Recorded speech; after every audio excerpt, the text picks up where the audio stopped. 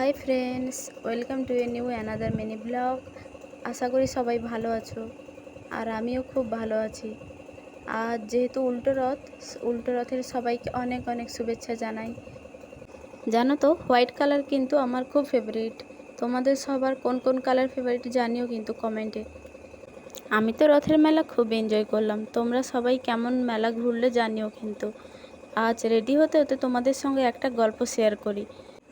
পুরাণ মতে প্রচলিত যে নীলাচলে নীলমাধব প্রভু জগন্নাথ এবং বলরাম ও সুভদ্রা আষাঢ় মাসের শুক্লা তিথিতে যখন পুরী ধাম মন্দির ছেড়ে রথে করে মাসি গুন্ডিচার বাড়ির উদ্দেশ্যে রওনা দেন, তিনারা লক্ষ্মী দেবীকে পুরীতেই ছেড়ে চলে আসেন এবং লক্ষ্মী দেবী তো রেগে মেগে দরজা বন্ধ করে দিয়ে থাকলো।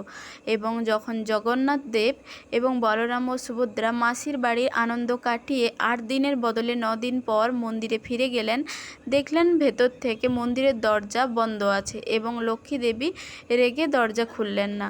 যখন জগন্নাথ দেব জিজ্ঞেস করলেন, তখন লক্ষ্মী দেবী বললেন যে, প্রভু, আপনি আমার জন্য কি এনেছেন? প্রভু আমাদের অন্তর্যামী। প্রভু তো আগে থেকেই জানতেন এরকম কিছু একটা হবে।